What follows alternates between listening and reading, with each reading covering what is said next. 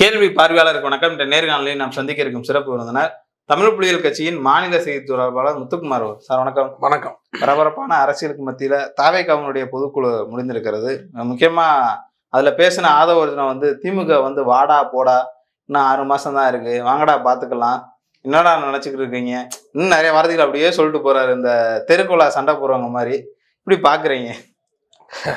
அதாவது இன்னைக்கு இருக்கக்கூடிய அரசியல் சூழல், ஓகே, அதாவது இந்திய லெவலில், அகில இந்திய லெவலில் பார்த்தீங்கன்னா, குறிப்பாக பார்த்தீங்கன்னா தேர்தல் முறையே நடக்காத ஒரு சூழல் வந்துக்கிட்டு இருக்கு. தேர்தல் ஜனநாயகத்தையே குழி தோண்டி புதைக்கக்கூடிய வேலைகளை பார்த்தீங்கன்னா ஒன்றிய அரசு, குறிப்பாக மோடி, அமித்ஷா கும்பல் செஞ்சுக்கிட்டு இருக்காங்க. இந்த நேரத்தில் நம்ம இவர்களுடைய பேச்சை நம்ம எப்படி சொல்கிறதுனா, போய் அங்கிட்டு போய் விளாடுங்கடா, இவ்வளோ சிக்கல் இருக்குது, நீங்கள் அங்கிட்டு போய் விளாடுங்கடா அப்படின்னு சொல்கிற மாதிரி தான் விஜயுடைய பேச்சும் ஆதவர்ஜுனாவுடைய பேச்சும், அந்த கட்சியினுடைய அடுத்தடுத்த நிர்வாகிகள் நிர்மல்குமார் உள்ளிட்ட அவர்களுடைய பேச்சு, அவர்களுடைய அந்த அந்த செயற்குழு, அந்த நடந்த அந்த செயற்குழுடைய செயல்பாடு, அந்த பொதுக்குழுடைய செயல்பாடுகளே நம்ம அப்படி தான் சொல்ல முடியும். ஓகே, போய் கொஞ்சம் ஓரமாக போய் விளாடுங்கடா அப்படின்னு தான் சொல்ல முடியும். ஏன்னா அப்படி தான் சூழல் இருக்குது. ஏன்னா இவர்கள் என்ன இந்தியாவில் என்ன நடந்துக்கிட்டு இருக்கு, குறிப்பாக தமிழ்நாட்டில் என்ன நடந்துக்கிட்டு இருக்கு அப்படிங்கிறதெல்லாம் கொஞ்சம் கூட அக்கறை இல்லாமல் நேற்றைய பொதுக்குழுவில் இவர்களுடைய பில்டப் பண்ணுற வேலையை தான் பார்க்குறாங்க. அதாவது ஒரு அமைச்சர், முன்னாள் அமைச்சர் செந்தில் பாலாஜி அவர்கள் ரவுடி அப்படிங்கிறார், அவர் ரவுடி பையன் அப்படிங்கிறாரு. யார் ரவுடிங்கிறத ஒரு 6 மாதத்தில் காட்டுறோம்ன்றார். நீ ஏன் 6 மாதத்தில் காட்டணும்? இப்பயே விஜய் ரவுடி தான். 41 பேரை படுகொலை செஞ்சிருக்காரு. ஒரு கொலை செஞ்சவனே ரவுடின்னு சொல்லும் போது 41 பேரை படுகொலை செஞ்சார் விஜயை நம்ம எப்படி சொல்றது? விஜயே ஒரு கொலைகாரன் தான். அந்த கொலைக்கு உடந்தையா இருந்த நீயும் ஒரு ரவுடி தான், நீயும் ஒரு கொலைகாரன் தான். உன்னுடைய நிர்வாகிகள் அத்தனை பேர் புஷியானு சொல்லிட்டு அத்தனை பேருமே கொலைகாரர்கள் தான். இதுதான் உண்மை. கரூர் சம்பவத்தில் மக்கள் மிக மோசமா பார்த்தீங்கன்னா விஜயோடைய கயமத்தனத்தினால, விஜயோட முட்டாள்தனத்தினால, விஜயோடைய அந்த தன்னுடைய பில்டப், இன்னும் சொல்ல போனால் தன்னுடைய கூட்டத்தை கூட்ட வேண்டும் என்பதற்காக செய்த படுகொலையிலேயே விஜய் ரவுடி என்பது நிரூபணம் ஆயிடுச்சு. செந்தில் பாலாஜி ரவுடி என்பதை இவர் சொல்றாரு. விஜய் தான் ரவுடி என்பது தமிழ்நாட்டு மக்களுக்கு தெரியும். 41 படுகொலை செஞ்ச ரவுடி விஜய், உடந்தையா இருந்த ரவுடி ஆதவர்ஜுனா. அது மட்டும் இல்லாம தவறான வரலாறை பதிவு செய்கிறாரு. இங்க பாத்தீங்கன்னா 2000 ஆண்டுகால வரலாறு இருக்கு தமிழ்நாட்டுக்கு. பாத்தீங்கன்னா 2000 ஆண்டுகால அந்த பார்ப்பனியம் சொல்லக்கூடிய ஒரு அதுக்கு எதிர்ப்பு மரபு இருக்கு. அந்த எதிர்ப்பு மரபை அப்ப இருந்து இப்போ வரைக்கும் பாதுகாத்து, அப்போ இருந்து ஒவ்வொரு காலகட்டங்களையும் ஒவ்வொரு இயக்கங்கள் பாதுகாத்துட்டு இருந்துச்சு. இன்னைக்கு அதை பாதுகாக்கிறது திராவிட முன்னேற்ற கழகம். அப்படிப்பட்ட ஒரு இயக்கம் இன்னைக்கு பாத்தீங்கன்னா, இன்னும் சொல்ல போனா கைது சிறை இதுக்கெல்லாம் அஞ்சாமல், அது கலைஞர் அவர்களாக இருந்தாலும் சரி, இப்போது இருக்கக்கூடிய முதல்வர் ஸ்டாலின் அவர்களாக இருந்தாலும் சரி, அவர் 2001 கலைஞர் அவர்கள் கைது செய்யப்பட்ட போது ஓடி ஒளிந்தவர், நீங்களாம் ஓடி ஒளியலையா அப்படின்னு சவடால் விடுறாரு. சவடால் அப்படியே ஒரு திமிரா சவடால் விடுறாரு. நம்ம என்ன இருக்கிறோம்னா, உண்மையா வரலாறு மக்கள் இளைஞர்கள் சொல்லிக் கொடு. உங்ககிட்ட இருக்கிற மனப்புரல் இளைஞர்கள் போலவே தமிழ்நாடு முழுவதும் எல்லாரும் இருப்பாங்கன்னு நினைச்சுக்க கூடாது. இந்த போதை, ரசிக போதையில இருக்க இளைஞர்கள் போலவே தமிழ்நாடு முழுவதும் அனைத்து கட்சியில் இருக்கக்கூடிய இளைஞர்களும் பொதுமக்களும் பாத்தீங்கன்னா ரசிக போதையில் உள்ளவர்கள் என்று நினைக்கக்கூடாது. 2001 கலைஞர் அவர்கள் கைது செய்யப்படும் போது முதல்வர் அவர்கள் நேரடியாக போய் சரணடைஞ்சு கைது செய்யப்பட்டிருக்காரு. அவருமே நேரடியாக போய் சரணடைஞ்சார். வரலாறு இருக்கு, நம்ம ஒன்றும் பொய்யெல்லாம் சொல்லலாம். இது வரலாறு. அன்றைய ஊடகங்களை, அன்றைய பத்திரிகை செய்தி பார்க்கலாம், நீங்க உண்மை என்னன்றதை நீங்க கேட்டு தெரிஞ்சுக்கலாம். அதை விட்டுட்டு பார்த்தீங்கன்னா தவறான வரலாறை பதிவு செய்கிறார். அப்ப இவர் கடந்த ஒரு மேடையில் பார்த்தீங்கன்னா என்ன பேசினாருன்னா, காஞ்சி பெரியவா ரொம்ப நல்லவா அப்படின்னாரு. அப்பயே இவர் யாருன்னு தெரிஞ்சு போச்சு. இவர் யார் அனுப்பிவிட்டுருக்கா? குருமூர்த்தி இவர் அனுப்பிவிட்டுருக்காரா? மோடி இவர் அனுப்பிவிட்டுருக்காரா? அமித்ஷா அவருக்கு என்ன கொடுத்துருக்காரு அப்படிங்கிறதா இப்போ அப்பயே இவர் யாருன்றதுதான் தெரிஞ்சு போச்சு. புக் வெளியிட்டுள்ளால அப்படி பேசினார், விஜய் வச்சுக்கிட்டு தான் பேசினார். அப்ப அம்பேத்கர் புத்தக வெளியிட்டுள்ளால யார் அவா நல்லவன்றாரு. அப்ப அவாக்களுடைய மலத்தை தின்றுட்டு, அப்படிதான் சொல்லணும். இல்ல அந்த அளவுக்கு வேணாம், அப்படிதான் சொல்லணும். அவாக்களுடைய மலத்தை தின்னுட்டு இங்க நீ வாந்தி எடுத்தீங்கன்னா அதெல்லாம் அது வாடை அடிக்குது, ஏதோ வீசுது. உன்னுடைய நாற்றத்தை உனக்குள்ளே வச்சுக்க, தமிழ்நாட்டு மக்கள்கிட்ட காட்டாத. இது முழுக்க முழுக்க அயோக்கியத்தனமான ஒரு வன்மையை கண்டிக்கக்கூடிய செயல். யாரா நீ இங்க சவால் விடுற? எப்படி சவால் விடுற? ஒரு நேர்மையா பேசு. முதல்வர் ஓடினாரா? கைது செய்யப்பட்டாரா? அன்றைய கால தினங்களில் அது மட்டும் இல்லை, அவர் மிஸ்ஸால கைது செய்யப்பட்டிருக்காரு. இன்னும் சொல்ல போனா அவருக்கு விழுந்த அடி இன்னொரு சிட்டி பாபன் ஒருத்தர் வாங்கி அவர் இறந்துருக்கிறாரு. பல்வேறு இன்னல்களை சந்திச்சு தான் இன்னைக்கு முதல்வர் ஆயிருக்காரு. அது மட்டும் இல்ல, தமிழ்நாட்டு மக்களுக்கு குறிப்பா பாத்தீங்கன்னா நீதி கட்சியில் தொடங்கி இன்னைக்கு திமுக வரை எந்த அளவுக்கு தமிழ்நாட்டு மக்களை, குறிப்பா பட்டியல மக்களை, பிற்படுத்தப்பட்ட மக்களை, இங்க ஒடுக்கப்பட்ட மக்களை முன்னேற்றி இருக்கிறார்கள் அப்படிங்கிற வரலாறெல்லாம் நீ படிக்கணும். ஓகே. ஒவ்வொரு வரலாறு இருக்கு. திமுகன்னா திமுக பின்னாடி ஒரு பெரிய வரலாறு இருக்கு. சும்மா ஏதாவது பொதுவாக இன்னைக்கு வந்துக்கிட்டு இவங்ககிட்டயாவது பணத்தை வாங்கி தின்னுட்டு இவனா கொடுக்குற அந்த சொகுசு வாழ்க்கையில் இன்னும் சொல்லப்போனா நீ யாரு, நீ எப்படிப்பட்ட திருட்டு போயின்றது எங்களுக்கு தெரியாதா? நீயே திருட்டு லாட்டரி வித்து தான் அதில் வந்த காசுல தான் நீ வளம் வந்துகிட்டு இருக்க. உனக்கு நீ என்ன கட்சியில் இருந்தா நீ வந்து விசிகால போனோடனே உனக்கு துணை போச்சா பொறுப்பு கொடுத்தாங்க. எந்த அடிப்பில் போனவங்க உனக்கு பொறுப்பு கொடுத்தாங்க? இன்னைக்கு விஜய் கட்சியில போனோடனே உனக்கு பொறுப்பு, இந்த பொறுப்பு கிடைச்சிருக்கு. எப்படி கிடைச்சிருக்கு?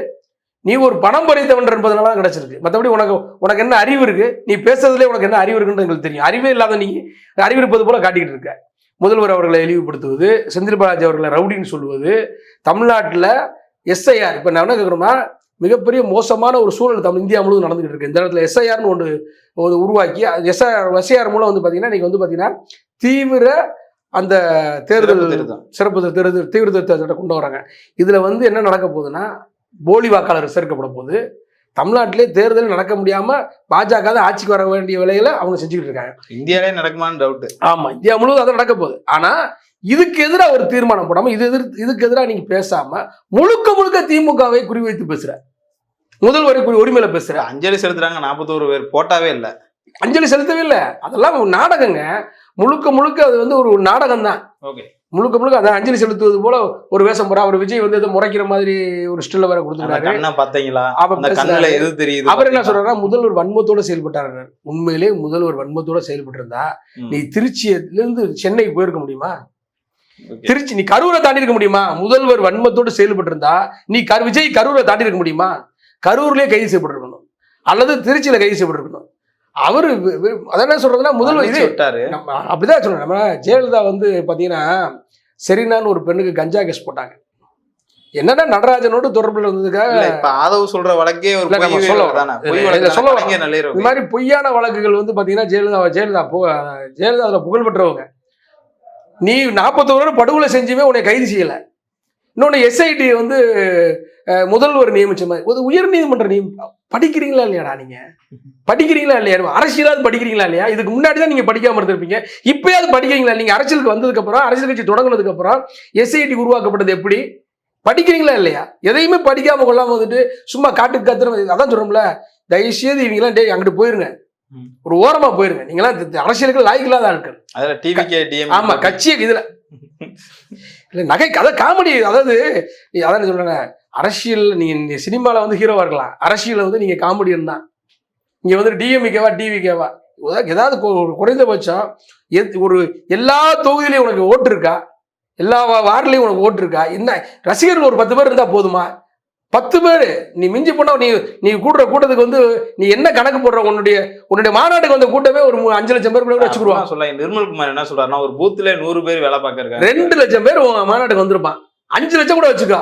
234 தொகுதி 5 வகுத்து பாரு, ஒண்ணுமே இல்லை. நீ 1000 ஓட்டு 5000 டெபாசிட் வாங்க மாட்ட. நீ வந்து டிஎம்கேவா டிவிகேவான்னு கேட்டுக்கிட்டு இருக்க. நம்ம என்ன கேட்குறோம், முதல்ல படிங்க. எஸ்ஐடி எப்படி உருவானது? எப்படி எஸ்ஐடி உருவாக்குனது? முதல்வரா? யாரு? உயர்நீதிமன்றமா? இந்த கேள்வியெல்லாம் உயர்நீதிமன்றத்தை பார்த்து கேட்கப்பட்டதா? திராவிட முன்னேற்ற கழக திமுக அரசை பார்த்து கேட்கப்பட்டதா? எதுவுமே தெரியாம முதல்வர் வன்மத்தோடு செயல்பட்டார். அப்படின்னா உன்னை கைது செய்யாம இருக்கிறதுனால நீ வன்மம் சொல்றியா? 41 படுகொலை செஞ்சு உன்னை கைது செஞ்சிருக்கணும். எஃப்ஐஆர்ல உன்னுடைய பேர் சேர்த்துருக்கணும். ஆதாரத்துல கைது செய்யப்பட்டிருக்கணும். இதெல்லாமே நடக்கல. இதெல்லாம் செஞ்சிருந்தா அப்பதான் நீ வன்மத்தோட பழி வாங்குறாங்க, எங்களை பழி வாங்குறாங்க, கட்சி தொடங்கினா எங்களை பழி வாங்குறாங்கன்னு நீ கூவுவ. ஆனா அதெல்லாம் முதல்வர் செய்யல. சட்டப்படி காவல்துறை என்ன நடவடிக்கை எடுக்கணுமோ அந்த நடவடிக்கை எடுத்துட்டு இருக்காங்க. அதான் நடந்துகிட்டு இருக்கு. இப்ப சிபிஐ விசாரணை வந்தா ரொம்ப மகிழ்ச்சியோட சிபிஐ விசாரணை ஏத்துக்கிட்ட மாதிரி பேசுறீங்க. சிபிஐ விசாரணையிலேயே குற்றவாளிகளை யாரை பதிவு செஞ்சிருக்காங்க? முதல்வர் ஓடி ஒளிஞ்சாருன்னு வேற சொல்றீங்க. முதல்வர் யார் ஓடி? புஷி ஆனந்த் எங்க போனாரு? அந்த 30 நாட்கள் புஷி ஆனந்த் எடுத்து பார்த்தாரா? ஏன் விஜய் வெளியே வந்தாரா? விஜய் பேட்டி கொடுத்தாரா? பத்திரிகைகளை இப்போ வரைக்கும் பத்திரிகைகளை சந்திச்சாரா? இந்த பத்திரிகையாளர்களை சந்திக்க முடியாத கோழைகள் நீங்க வந்துட்டு முதல்வர் ஓடி போனாரு. அதவே ட்விட்டர் உடனே அடிச்சாரு. ஆமா, அதாவது ஒரு ட்விட்டர் போடுற, இங்க ஒரு பெரிய புரட்சி ஏற்படுறன்னு போடுற, அந்த ட்விட்டரை நீ அழிச்சிடக்கூடாதுல. நீ உண்மையிலே வீரமான ஆளுன்னா நீ அழிச்சிடக்கூடாதுல. தைரியமா அதை எதிர்கொண்டு இருக்கணும்.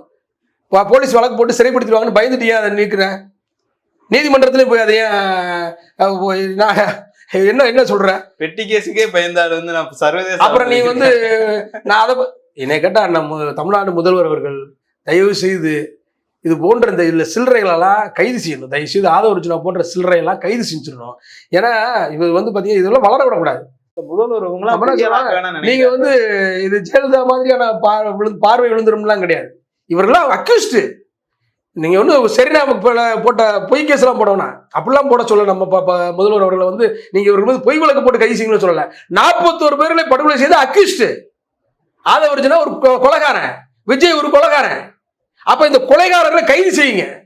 இன்னும் இந்த கொலைகாரர்களை சுதந்திரம் மாட்டீங்கன்னா இப்படித்தான் தமிழ்நாட்டில் வந்து குழப்பத்தை ஏற்படுத்துவாங்க, அரசியல் குழப்பத்தை ஏற்படுத்துவாங்க.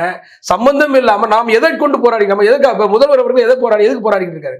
எஸ்ஐஆர் எதிர்த்து போராடிக்கிட்டு இருக்காரு. உச்சநீதிமன்றத்தில் வழக்கு தொடுத்துக்கிட்டு இருக்காரு. இந்தியா முழுவதுமே மோசமான ஒரு சூழல். தேஜஸ்வி யாதவ் பாராட்டுறாருங்க. பீகார் முதல்வர் தேஜஸ்வி யாதவ் பாராட்டுறாரு. இந்தியாவிலே சிறந்த முதலமைச்சர் தமிழ்நாடு முதலமைச்சர் மு க ஸ்டாலின் அவர்கள் தான் அப்படின்னு தேஜஸ்வி யாதவ் பாராட்டுறாரு. பீகார்ல உட்காந்து பாராட்டுறாரு. ஓகே. பல்வேறு இடங்கள்ல வந்து நம்ம கருத்து கணிப்புல வந்து பாத்தீங்கன்னா இன்னும் சொல்ல போனா தமிழ்நாடு எல்லாத்துலயும் வளர்ச்சி அடைஞ்சுக்கிட்டு இருக்கு. மனித வளர்ச்சி, கல்வியிலும் சரி, சுகாதாரத்திலும் சரி, எல்லாத்திலையும் தமிழ்நாடு வளர்ச்சி அடைஞ்சுக்கிட்டு இருக்கு. பல்வேறு மாநில முதல்வர்கள் நம்முடைய முதல்வருடைய திட்டங்களை நடைமுறைப்படுத்திக்கிட்டு இருக்காங்க. ஏன் பீகார்லயே பாஜகவே எந்த திட்டத்தை கொண்டு வராங்க? பாஜகவே இன்னைக்கு முதல்வர் அறிவிச்ச திட்டத்தை, காலை உணவு திட்டமா இருக்கட்டும், மகளிர் பண்ண கொடுக்குற திட்டமா இருக்கட்டும், எல்லாமே தமிழ்நாடு முதல்வர் அறிவிச்ச திட்டத்தை அவங்க அறிவிக்கிறாங்க. ஆந்திராவில் நடைமுறைப்படுத்துறாங்க. எல்லாமே தமிழ்நாடு முதலமைச்சரை பார்த்து காப்பி அடிக்கக்கூடிய இந்த சூழல்ல காப்பி அடிச்சுட்டு இருக்காங்க. தப்புன்னு சொல்லணும், நம்ம காப்பி அடிக்கிறாங்க. இப்படி தமிழ்நாடு முதல்வருக்கு ஒரு நல்ல பேர் வாங்கி கொடுத்துட்டு இருக்க தமிழ்நாட்டு மக்களுக்கும் சரி, நீங்க வெளிமாநில மக்களும் தமிழ்நாடு முதல்வரை பாராட்டிக்கிட்டு இருக்க இந்த நேரத்தில் வந்து இங்க உட்காந்துக்கிட்டு வெற்றி சவடான் அதுக்காக எதிர்கட்சின்னு பாராட்டுறதுக்கா இருக்காங்க. அவங்க எதிர்கட்சியே கிடையாதுங்க. அவங்க எதிர்கட்சியே கிடையாது, அவங்க கட்சியே கிடையாது. முத அது ஒரு வாட்ஸ்அப் குரூப், அது ஒரு கும்பல் தான். அது ஒரு கும்பல். கட்சினா ஒரு கொள்கை இருக்கணும். இது பெரியாரை பயன்படுத்துவது, அம்பேத்கரை பயன்படுத்துவதெல்லாம் ஒரு நாடகம் தான். அவர் பெரியாரையும் அம்பேத்கரையும் பயன்படுத்தி அரசியல் நடிக்க வந்திருக்காரு விஜய். இவர் வந்து பாத்தீங்கன்னா ஒரு போக்கஸ் லீடர், ஒரு போக்கஸான ஒரு நபரை கையில போய் ஏற்கனவே ஒரு போக்கஸான நபரை திருமாவளவன் பின்னாடி போனாரு. அப்படி இப்படின்னு சொல்லி பார்த்தாரு. திமுக எதிராக சில சூழ்ச்சிகள்லாம் பண்ணி பார்த்தாரு. அவரு ஓரளவுக்கு விவரம் தெரிஞ்சவர் விரட்டி விட்டாரு. இந்த விவரம் தெரியாத கூமுட்டை விஜய் வந்து ஒரு விவரம் தெரியாத, அரசியல் தெரியாத, விவரம் தெரியாத கூமுட்டை. இந்த கூமுட்டை இந்த ஆதவ அர்ஜுனான்ற கூமுட்டை மாட்டிக்கிட்டு வெட்டியா எல்லாத்தையும் இழந்துட்டு தான் போகும். இல்ல இதுல இன்னொரு ஹைலைட் என்னன்னா, கருப்பு சிவப்பு சைக்கிள்ல வந்து கூட உங்களுக்கு தெரியலையா? நியாயம் இல்லையா? நான் கேட்கிறேன், கருப்பு சிவப்பு சைக்கிள் வாங்குறதுக்கு பணம் வாங்கினியா? யார்கிட்ட பணம் வாங்கின? உன் தலைவனை சொல்லு. கருப்பு சிவப்பு சைக்கிள்ல ஏன் வந்த? எதுக்காக வந்த? அதுக்கு எதுவும் பணம் வாங்கிருக்கியா? யார்ட்டையும் பணம் வாங்கினியா? கருப்பு சிவப்பு சைக்கிள்ல வர்றதுக்கு பணம் வாங்கினியா? என்ன செஞ்ச நீ? எதுக்காக வந்த நீ? கருப்பு சிவப்பு சைக்கிள்ல எதுக்கு வந்த? வெளியிடு. ஏன் நீ பேசுன? அது ஒரிஜினலுக்கு அப்புறம் தானே விஜய் பேசினாரு. நான் கருப்பு சிவப்புல வந்ததுக்கு காரணம் இதுதான் சொல்லு, பணத்துக்காக வந்தேன்னு சொல்லு, அல்லது ஆட்சி மாற்றம் ஏற்படுறதுக்காக வந்தேன்னு சொல்லு. நீ பேசு. ஏன்னா நீ வேலாயுதம் படத்துல என்ன பேசுன? நான் ஆளுங்கட்சி ஆளுன்னு அதாவது வேலாயுதம் ஒரு படம். அந்த படத்துல வந்து பாத்தீங்கன்னா ஒரு ஓட்டு மேல ஓடுவார். அப்போ கீழே கூட்டம் நடந்துகிட்டு இருக்கும். அந்த ஓடு வளர்ந்து இது ஆளுங்கட்சி எதிர்கட்சி சரின்னு ஒருத்தர் கத்துவார். உடனே ஐயோ அப்பா நல்லவர், நான் ஆளுங்கட்சின்னு ஓடுவார். இது விஜய் இப்படிதான் பேசினாரு. இது படத்துல வந்த வசனம். அது மட்டும் இல்ல, முதல்வர் ஜெயலலிதா அவர்கள்ட்ட கையை கட்டி எப்படி நின்னாரு, எப்படி அணிலா இருப்பேன் அப்படின்றலாம் சொன்னாரு, கெஞ்சினாரு, கதறினாரு. இதெல்லாம் எல்லாருக்கும் தெரியும். ஆட்சிக்கு வர அணிலாக இருப்போம். ஆமா, இப்படிலாம் பேசினவர் தான் விஜய். நம்ம என்ன கேட்கிறோம், இவர் நீ கருப்பு சிவப்பு சைக்கிள்ல வந்து ஓட்டு கேட்டாருன்னு சொன்னீல, இவர் உனக்கு அடுத்து பேசுன விஜய் அதுக்கு பதில் சொன்னாரா? ஏன் பதில் சொல்லல? அப்ப பணம் வாங்கிட்டு செஞ்சாரு அந்த வேலைய? நான் கேட்கிறோம், பணம் வாங்கிட்டு செஞ்சாரு அந்த வேலைய? பணம் கொடுத்து என்ன செய்வாரா? கொள்கை தலைவர். பணம் அதுக்கு பதில் சொல்லுங்க அவரை. கொள்கை தலைவர் அவர் பதில் சொல்ல. ஏன் கருப்பு சிவப்பு? நீ இதை வந்து விஜய்க்கு முன்பாக பேசி ஆதவ அர்ஜுனா கருப்பு சிவப்பு சைக்கிள் வந்து உங்களுக்கு ஓட்டு கேட்டாருன்னு நீ தான் சொன்ன. நாங்க சொல்லல. சரி ரைட்டு. ஏன் கருப்பு சிவப்பு சைக்கிள்ல வந்தாரு?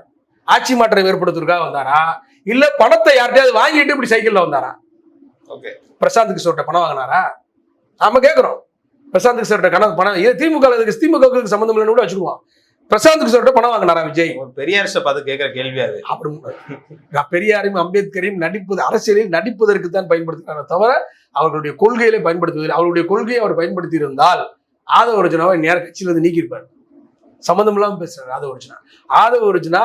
அவர்கள் கட்சி நடத்துவதும் பேசல, ஒரு ரவுடி பையன் மாதிரி பேசல. வாடா போடான்னு சொல்றாரு. திமுகவை இந்த அளவுக்கு கேட்கும்போது திமுக யாரு இல்லையா? ஒரு ரவுடி பையனை போல பேசிக்கிட்டு இருக்காரு, ரவுடியை போல பேசிக்கிட்டு இருக்காரு. பழைய திமுக இல்லையா? நம்ம அப்படி இல்லை. நம்ம என்ன கேட்கிறோம்னா, இன்றைக்கு வந்து பாத்தீங்கன்னா ஒரு நாகரிக அரசியல் நடத்தணுன்ற அடிப்படையில வந்து பாத்தீங்கன்னா முதல்வர் அவர்கள் நடத்திட்டு இருக்காரு.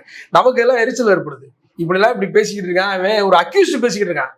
சும்மா பேசுறதுக்காக கை செய்ய வேணாம், நம்ம பேசுறவங்கெல்லாம் கை செய்யும் சொல்லல. ஒரு அக்யூஸ்ட் பேசிக்கிட்டு இருக்கான், ஒரு கொலைகாரன் பேசிக்கிட்டு இருக்கான். அப்ப ஏன் நீங்க நடவடிக்கை எடுக்க மாட்டேங்கிறீங்கன்ற கேள்வி நம்ம முதல்வரை பார்த்து கேட்க வேண்டிய சூழ்நிலை ஏற்படுது. அதனால இந்த கட்சியெல்லாம் நீங்க, நான் முதல்ல சொன்னதான் இப்பயும் சொல்றேன், தயவுசெய்து தாவேகா கொஞ்சம் ஓரமா போய் விளையாடுங்க. இங்க நிறைய வேலைகள் இருக்கு. பாசிசம் சொல்லக்கூடிய பாஜக வந்து மிகப்பெரிய பாசிசத்தை இங்க வந்து இந்தியா முழுவதும் திணிச்சுக்கிட்டு இருக்கு. அதை எதிர்த்து போராட வேண்டிய தேவை, அதை எதிர்த்து போராட வேண்டிய வேலைகளுக்கு இருக்கிறதுனால தயவுசெய்து நீங்க போய் கொஞ்சம் ஓரமா விளையாடுங்க. நீங்க எல்லாம் தேர்தல் அரசியலாம் வராதீங்க, வெளியே இருங்க. நன்றி சார். நல்லது.